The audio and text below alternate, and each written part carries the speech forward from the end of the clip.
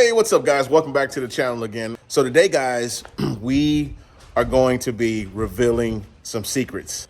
We're going to be exposing some secrets that the spec home building business industry does not want you guys to know about these high-end spec homes.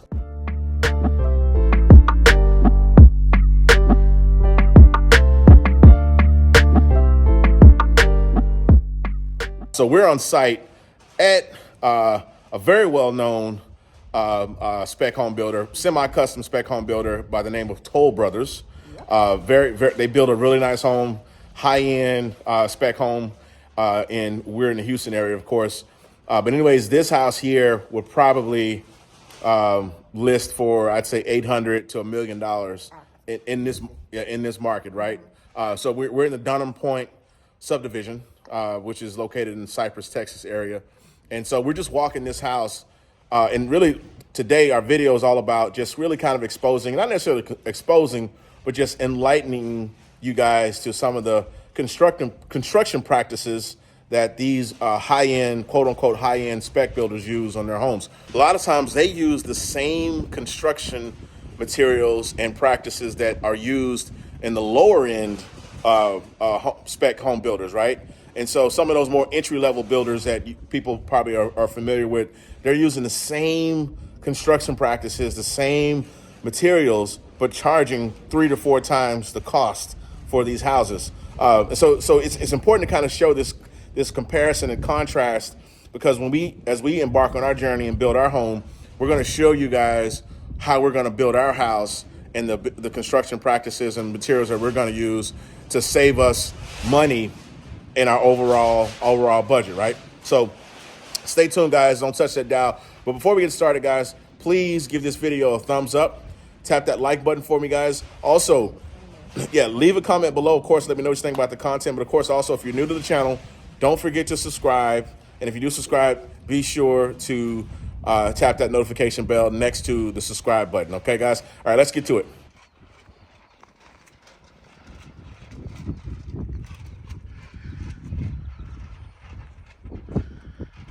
Okay, guys. So first of all, we're at the front entrance of this home. I want to point out something quickly for you guys here, just right off the bat. So this stuff here that you see, this is like a paper, like a plastic paper. This is like it's what they call a moisture barrier. So this is what you would put on the outside of the house that goes between your brick or siding or whatever your exterior finish is going to be. This protects moisture from getting inside the house and causing mold and mildew and stuff like that. Now, it's important to point this out because this product here is called Tyvek Home Wrap, and it's a water resistive barrier and air barrier, as it says right there. Water resistive barrier and air barrier, right? Now, one of the things that on this house that really strikes me as interesting is because, again, as we pointed out, this is probably an $800 to $1 million house. But normally on some of the high-end homes, like the high-end custom built homes, you'll have this Tyvek wrap, and then under it, you'll have plywood, or what they call OSB. So I'll show you really quick. This is what plywood or OSB looks like. That's traditional plywood, right? So normally plywood would be on this house, and then the Tyvek wrap would go over the top of that, right? Well, on this house here, what they've done, which is a much cheaper and less expensive way, they use this stuff right here. So this right here, this is they call it thermoply, and what it is, it's basically kind of like a moisture barrier as well, but it's much less expensive than using OSB or plywood, and I'll show you what it looks like.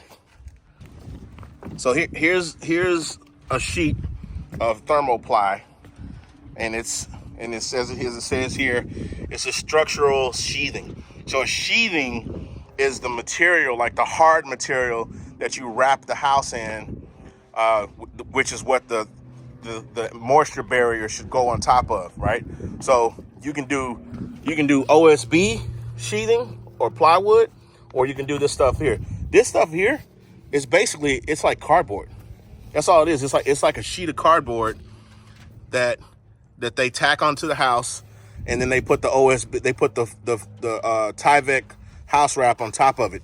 Now, I'm not saying that that's the cheaper way to go out, and I'm not saying that it's inferior either, but I got to be honest. If this is a million, $800 to $1 million house, and I'm buying it, I'm spending that kind of money, I don't want them putting that stuff on my house.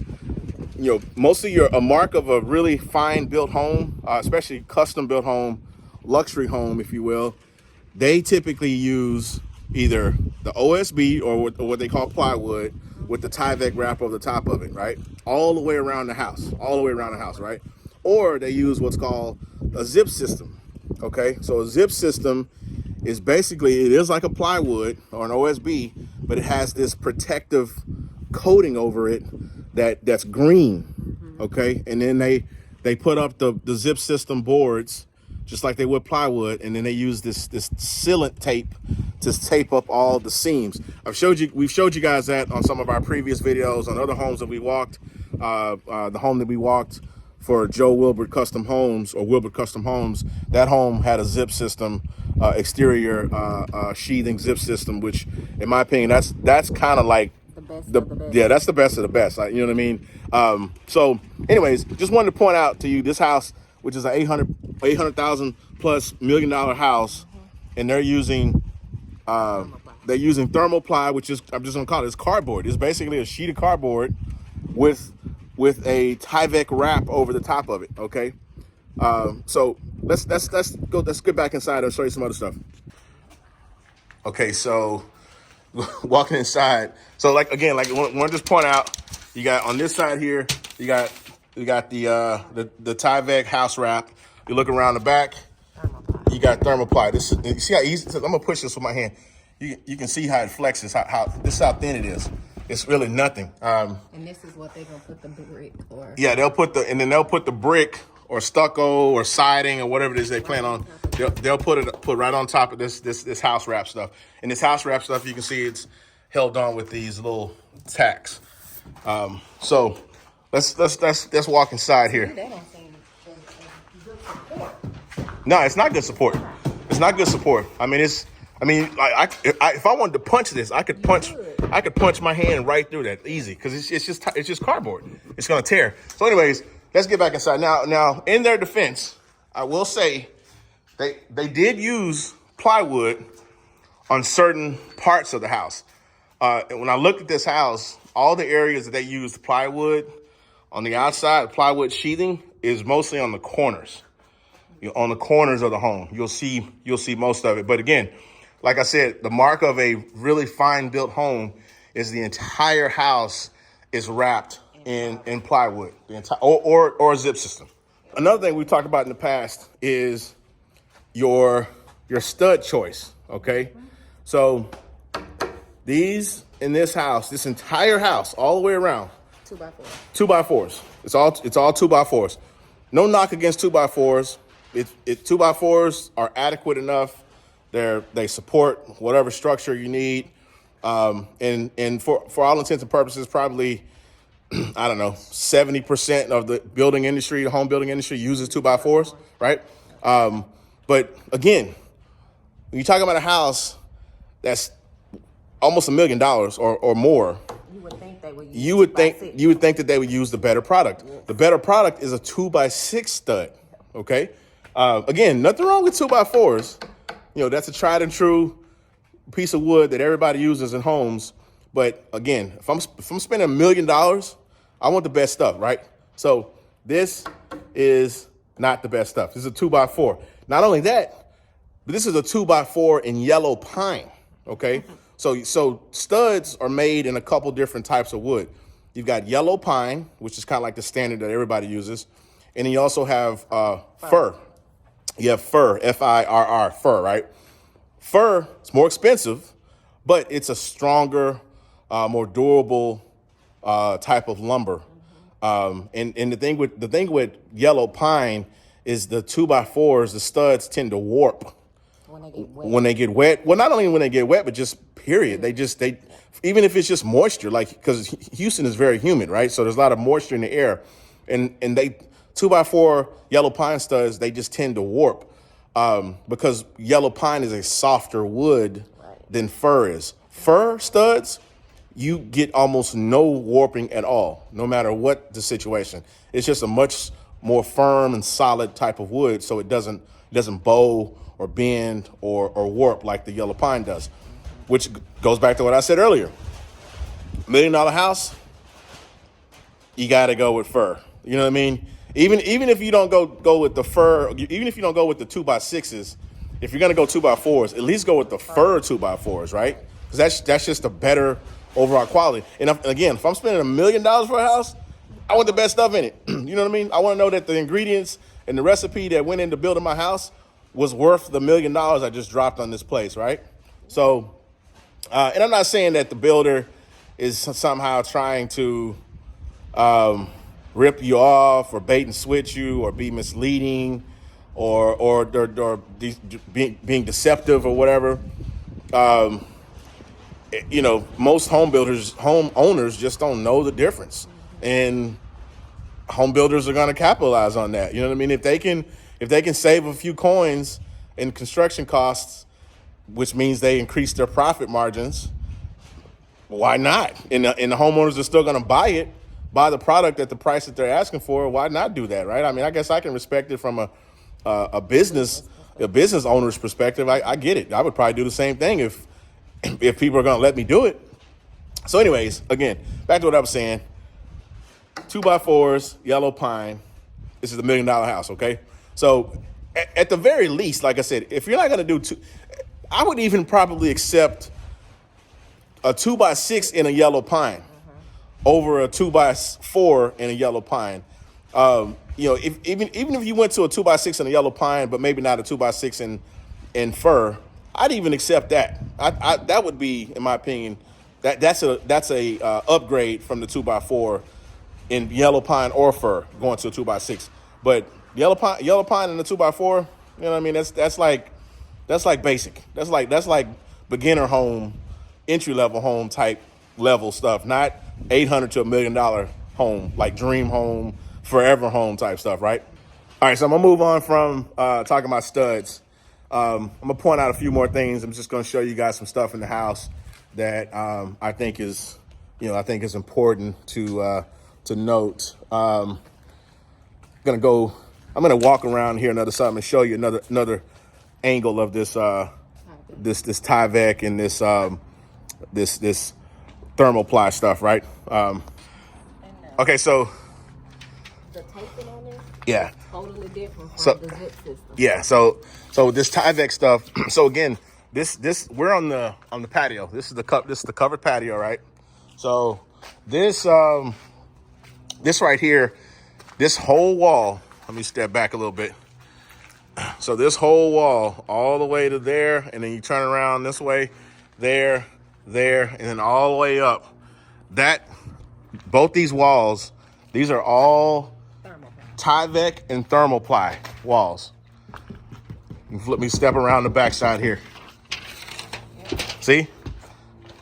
Thermoply. Cardboard, basically. This is cardboard. This is like the poster board that you used on your science projects that you would make those boards for. That's what that is. That is, I mean, this stuff is cheap. It's cheap, man. Come on. It's $1 million house. You know what I mean? It's like, come on now. Now, let me step around the side here. Okay. So again, Tyvek house wrap.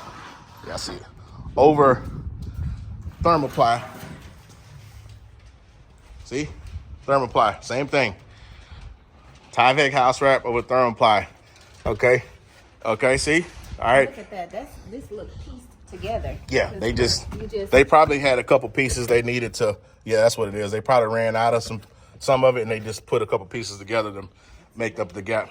So you're probably wondering, like, okay, Carlos, so what? What difference does it make that this house uses thermoply, i.e. cardboard, or poster board, and Tyvek and not OSB, right? Or plywood.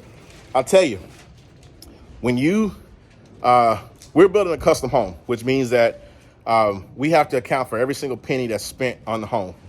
And we have a line item for every single board, every single nail, screw, glue, whatever it is, right? So when you're itemizing your overall cost of materials and you're looking at the total cost of materials, at the end of your budget, when you factor in cost of materials, cost of labor and everything, whatever that number adds up to, that total number at the bottom, that gives you a true indication of what the house was built for, right? Because you got all the details, right?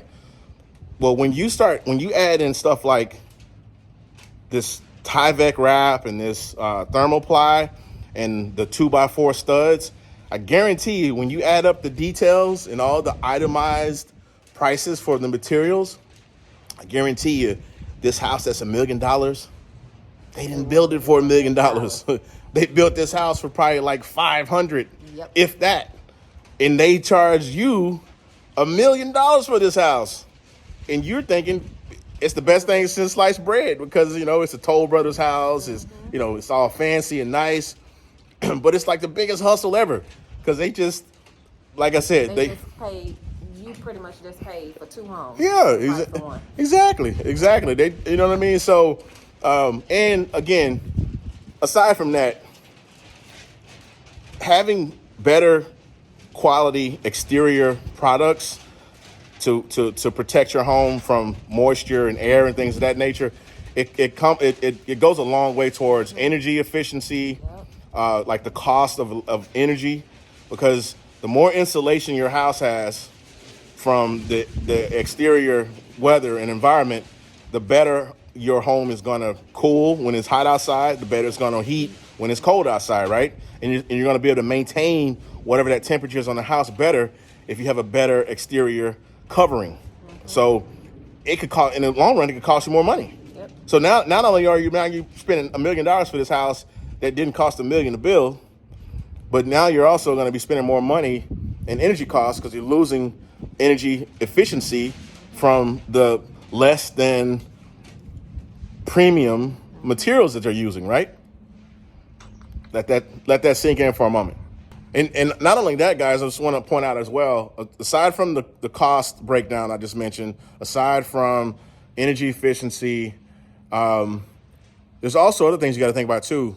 The potential of like mold and stuff like that, because the better the products that you have, the sheathing around your house, the covering around your house, the wrap around your house, the better that is, the less likely it is that you'll develop issues in the long run, in the future, like mold and mildew and stuff like that, which is also very expensive as well, because it's, once you get it in the house, it's hard to get rid of it and it's expensive to get rid of. So, which could be a health issue. That could be a health issue for your family. If you have people that are like hypoallergenic or just have like really, really trouble with like, upper respiratory and asthma and stuff like that, it could really affect them, especially in this COVID environment we're in, where, everybody's upper respiratory has been like kind of compromised because of, catching COVID and things like that. So, it's just a lot of different things to think about. You know what I mean? I mean, it's something that's probably so simple that you don't really think about, but it could have like really big implications in the long run, right? So, moral of the story is ask as many questions as you can, be involved, fully understand what you're paying for when you buy these high-end spec homes, right? And I'm gonna just name out a couple. You got Toll Brothers, you got Darling Homes, you got Coventry, you have Newmark Homes. Who else? Perry, with David Weekley. You have David Weekley. Who else? Partners in Building. Partners in Building. Partners in Building. They're more of a custom. They're more of a custom, yeah. Custom built. Yeah, but they do also some spec homes. They do like some high end spec homes as well. Those are just to name a few. You know what I mean? And I'm not saying that they all have the same practices, but those are just some names that I wanted to share with you guys that are like high end spec builders or quote unquote semi custom builders, right? So just something to think about, guys, when you're out there and you're looking at investing or buying one of these homes. Look, read the fine print, look at the ingredients, right, and really understand what it is that you're paying for. And feel free to ask them those type of questions when you're inquiring about the home. Ask them about their building process. Ask them, what type of lumber that, do they use. Size of your studs. The size of your studs. What type of, lumber they use. Things to that nature, that you may rule that out, with your process. So. Yeah. I mean, at the end of the day, it's your money that you're spending. So be informed, and make sure to stay in the loop and fully understand what it is you're paying for, so that you make sure you're getting your money's worth. So just to be fair, guys, we want to make sure this video isn't all negative. We want to make sure that we do kind of applaud them for some of the things that we see that they are doing or they did do that we feel is on par with what a $800 to $1 million house should have in it. So I'm just pointing a few things out for you guys so you can see. Okay. So if you look down here, you'll notice this bottom piece of wood here on this framing on the stud below the studs. That wood is green. Okay. The reason why that wood is green is because this is treated lumber. So you want to make sure that your footboards for all your walls, you want to make sure that they're treated lumber because it helps with the moisture. So like slab foundations, they do sometimes give off a little bit of moisture over the years, and you don't want the wood to start to rot and mold. So this treated lumber prevents the mold. It also can help with pest control too, because the chemical they use in this treated lumber, it acts as a natural insect repellent as well. So that's definitely a good sign to see that they're using the treated lumber. And also, like say for instance, if you have not necessarily a flood, but maybe you have a water heater or something that goes bad and it leaks, or you have some kind of mishap with water in the house and the floor gets wet. Now you've made sure that this treated lumber is protected, and you won't have issues with molding or rotting over time because of getting wet. So that's a good mark, good sign right there. Okay, another good sign what I like seeing here is the anchor bolts. So these anchor bolts here, they actually put those into the slab foundation when they pour it, and then when they put up the walls, they anchor the footboard down to the foundation, and then they put these bolts to tighten it down. So that just makes sure that if there's a storm, a high wind, tornado, what have you, that just prevents the house from lifting off of the frame, from lifting off of the foundation. So that's a good sign there. And then we can see here, this house is going to be bricked because you can see the brick right there. They already once, so all of that brick is going to go over this Tyvek. And so, like I said, this Tyvek acts as a moisture barrier between the brick and the house, basically. Yeah. So one other thing that I want to also point out and just kind of commend them, I do see that in a few areas they did use a 2x6 stud. There are certain codes in the building code requirements that you have to use a 2x6 stud on a wall. I think that is 12 feet or higher. So, and this is a pretty high wall. So that's probably why they used the 2x6 studs there. You can actually see it on here as well. That's a 2x6 stud. Okay, so here, guys, this is a good video, good visual to show you. This is basically the transition from a thermoply wall here. Well, this is all one wall. First of all, we're in the garage. And so that is thermoply on the left, and that is plywood or OSB on the right. So I don't know exactly why they did that on this wall. I'm sure there's a reason why. That I don't know. But, it kind of begs the question, why not just do the whole wall in plywood? Why, you know what I mean? Like, why stop the plywood there and then use the thermoply on the rest of it. You know what I mean? That one section of wall couldn't have been that much more expensive for them to put plywood on, but instead they chose to put the thermoply. I don't understand that. Now they've got plywood on this wall here. I can only imagine the reason why they put plywood on this wall is because this is an interior wall that is next to I think the master bedroom or master bathroom. So they probably put that there to deaden the sound, like when you're pulling in with your car, so you don't probably hear. It's a baffle. It keeps the sound down. That's the only thing I can think of. Or maybe it's a fire barrier, perhaps, for the cars from the house. Maybe that's what it is. I don't know for sure. But anyways, just thought that was interesting. Okay, guys, so we're going to move on to another builder, just so you guys can kind of get a contrast of two different builders.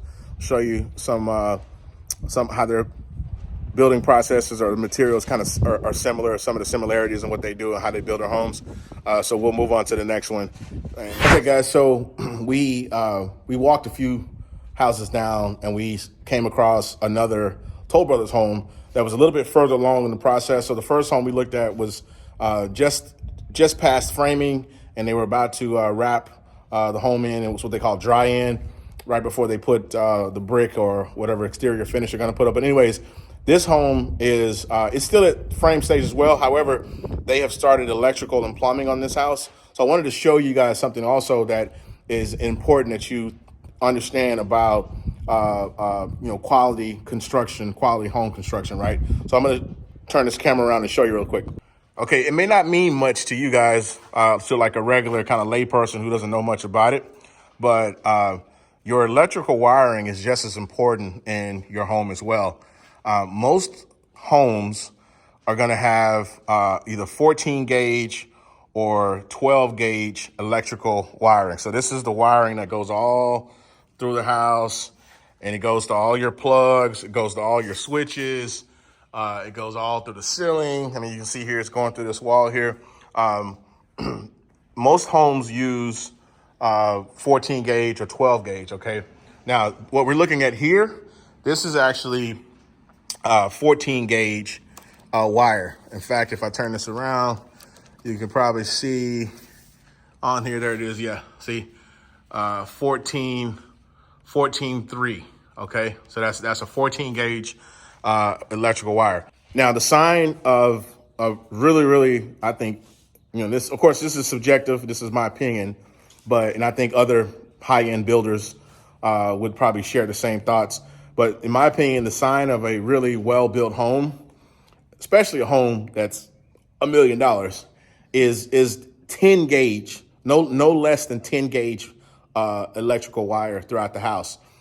This house that we're sitting in right now is the biggest plan that Toll Brother makes, which is how many square feet? It's like 5,500. Okay, so it's like 5,500. So this house we're sitting in now is probably like a 1.2 million. This is probably like a 1.1, 1.2 million house in this subdivision, right?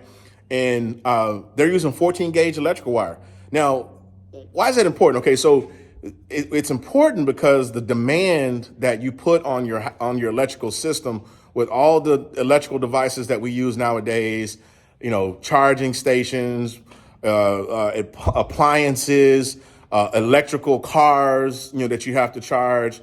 With all the demand that we put on our houses nowadays, 12 and 14 gauge just really doesn't cut it. I mean, it'll work. Don't get me wrong. They'll get by and they won't probably have any issues, but you'll just have far more better efficiency in usage out of a 10 gauge system, wiring system, right? So, and it goes back to what we said earlier. If I'm spending $1 million on a house, I want it to have the best of the best stuff. You know what I'm saying? Because that's a lot of money. $1 million is a lot of money. It's nothing to sneeze at, right? So I don't want the same stuff that they're putting in, these KB homes down the street. Nothing against KB homes, but we all know if you know this, KB homes are kind of more like entry level starter homes. They're nice homes, don't get me wrong, but they're more entry level homes, right? So and they're less expensive because they put less expensive building materials in them, and they build them for cheaper, so they can sell them for cheaper, right? So, you know, you don't want that kind of stuff in your house, and you're paying $1 million for a house, right? So just something to think about, guys. Something to think about. Electrical wire, super important. As we did in the other house, we want to make sure we give credit where credit's due. We walked around the house a little bit more. We did find in some areas they are using 12 gauge. But again, 10 gauge is what you want. 12 gauge is sufficient. 14 gauge will get you by, but 10 gauge is what you want, especially in a house that's $1 million, right? Let's just put it like that. $1 million house, you want 10 gauge or better, right? So in the color differences, they color code them so you know what they are. 12 gauge is typically a yellow, and then 14 gauge is usually white. So I'm going to show you just quickly here where they've got some 12 gauge running through some of the walls in certain parts of the house. Okay, so here, this is 12 gauge, and actually you can see there's 12 gauge and there's 10 gauge beside each other. You can actually look at them and tell the 12 gauge is a little thicker. That's the 14 gauge at the bottom and the 12 gauge at the top. Okay, and if you look closely here, I'll zoom in a little bit. You see it right there? You see that is a 12. See, 12-2. It's upside down, but that's a 12-2. So that's 12 gauge wire, and then this is 14 gauge wire. So just want to give them their props. They did use 12 gauge in some places. But again, they use predominantly in this house, it's pretty much all 14 gauge. Probably 20% of it they used 12 gauge, but most of it is 14 gauge. Something else that kind of stands out to me.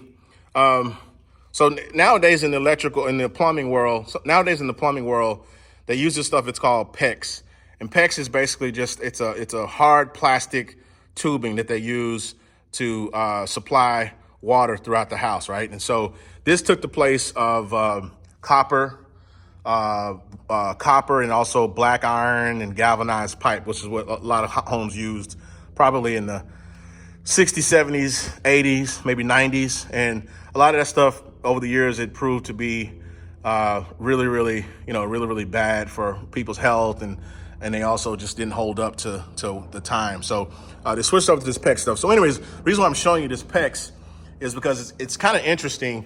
And I need to do my research on this, but normally the PEX that I've seen and some of the homes that are, I think, a little bit higher quality, the PEX, they have a red PEX and a blue PEX.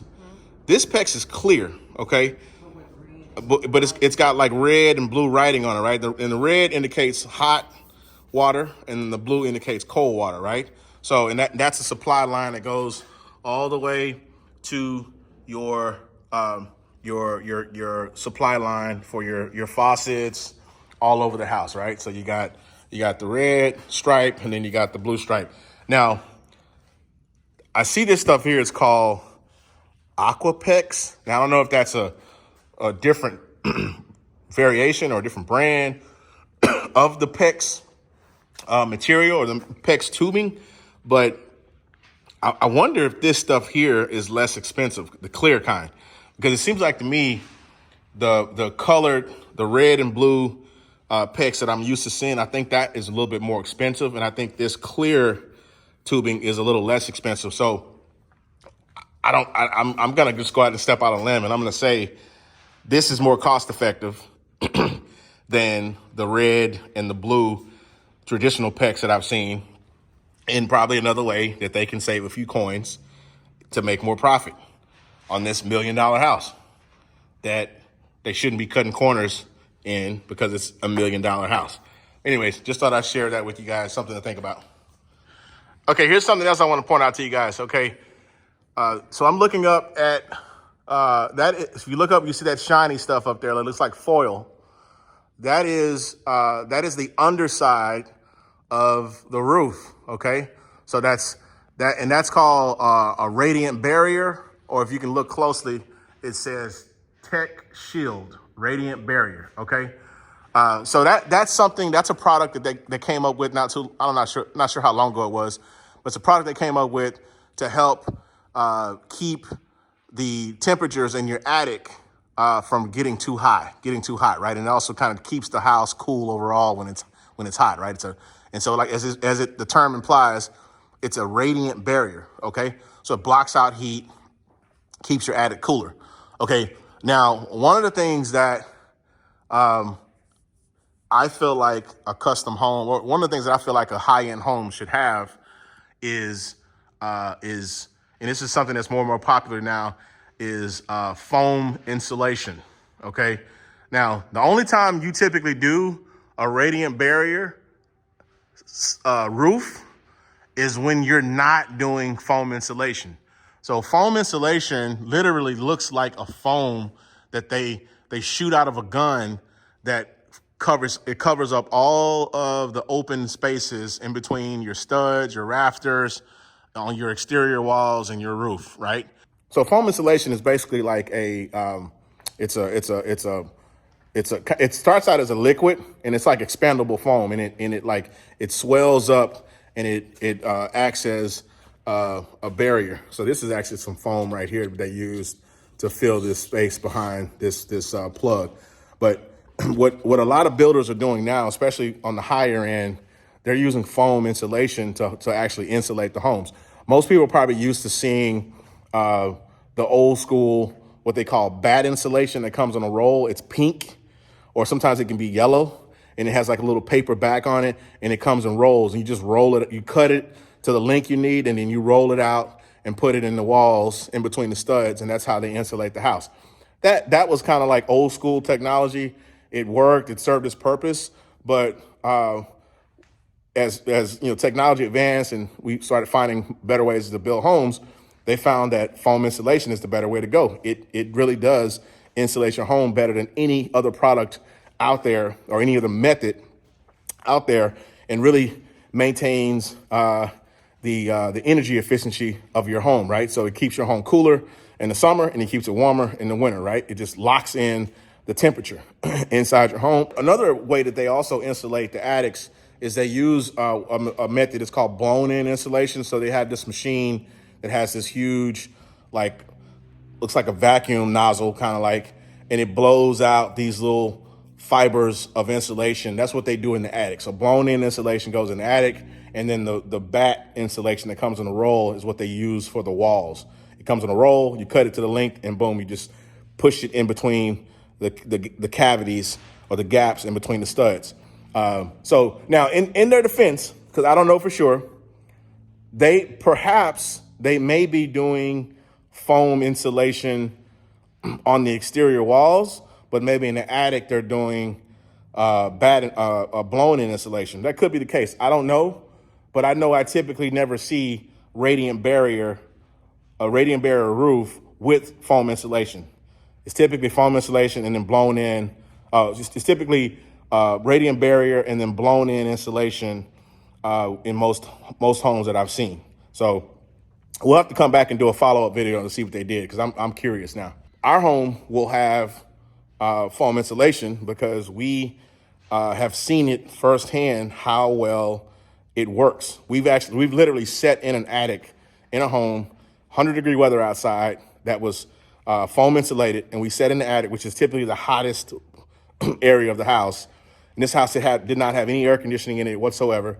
And we were in the attic, and it was like a comfortable 70 to 75 degrees in this attic, even though above our heads was sun beaming down at 80, 90, 100 degrees, right? So we definitely are firm believers in foam insulation. We think it works. So again, goes back to what I was saying earlier.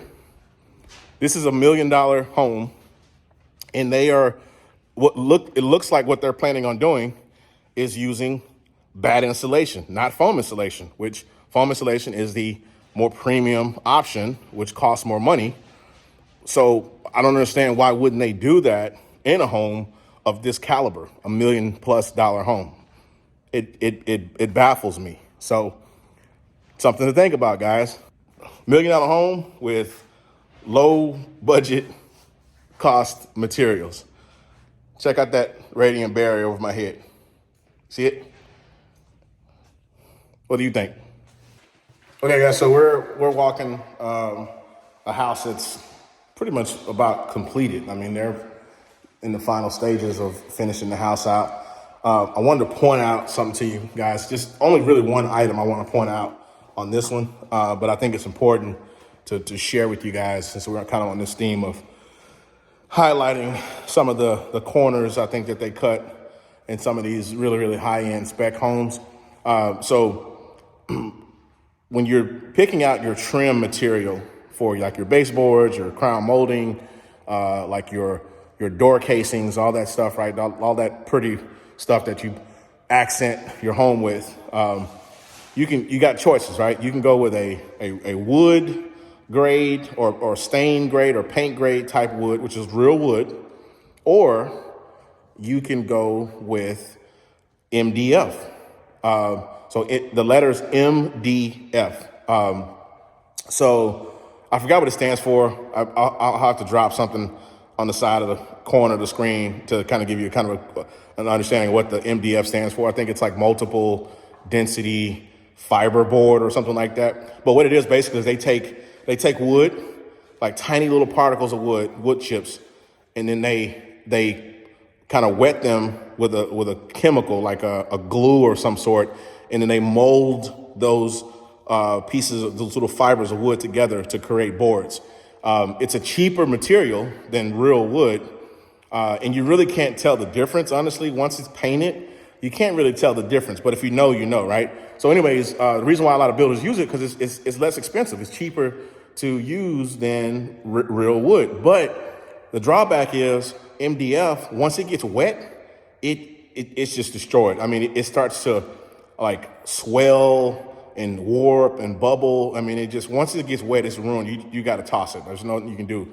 Real wood, if it gets wet, it might show some signs of damage, but nowhere near what you'll see with MDF, right? So I just want to show you, this house has tall baseboards. They're like 8 or 9 inch baseboards, which is cool, but they're MDF. And this is $1 million home.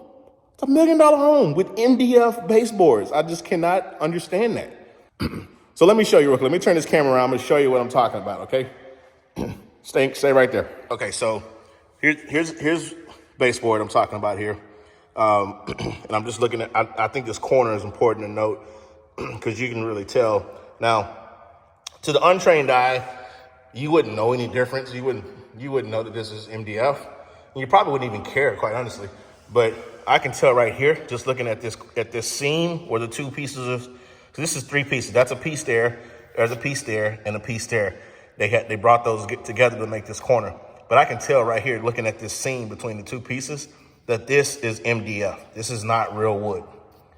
When I knock on it, real wood does not sound like that. That is MDF. I just cannot understand. I don't understand that. You know, I just can't understand it. You're charging people $1 million for this house, $1 million plus for this house, and yet you're putting this cheap stuff in this beautiful home. Just don't get it. Now, if I'm keeping it a buck with you guys, this is Dream Home on a budget. So more than likely, we will be using MDF for our trim as well. So I don't want to mislead you at all and think that, you know, MDF is bad. Don't get me wrong. If you're trying to save a buck, that's what you use. If money is no object and you're not sparing any expense, why not do the real wood? I mean, let's just keep it real. If you're dropping $1 million bag on a house, why not use the best stuff in it, right? All right. So I just want to keep it real with you guys and just share that little tidbit. We will probably use MDF in our house. I'll be just totally honest with you. I don't really see any reason why we need to spend the extra coin because our house will not be $1 million house. We're probably going to spend $600,000, maybe $700,000 to build our house. Now, when it's all done and appraised, it'll probably be worth $1 million, but we will probably spend about $700,000 to $750,000 to build it. So, okay, guys. So that is a wrap for our video today, guys. We hope you enjoyed that content. I hope that's informative. We hope that, you know, you learned something. We will continue to drop these videos and share this knowledge with you guys. If you guys got an idea for a video or a content that you'd like us to shoot, a video for, drop it down in the comments. Let us know. We'd love to hear your thoughts. Or if you guys have some suggestions or just advice on something that we can do to help us along the way with our journey, please drop it in the comments. Let us know, guys. But we certainly appreciate your support, and we thank you for tuning in to our channel. But as always, guys, if you're new to the channel, please don't forget to subscribe. Also, guys, if you do subscribe, tap that notification bell. And, of course, last but not least, make sure you like this video. Super important you liked it. We really appreciate that, guys. We'll see you next time, okay? Take care.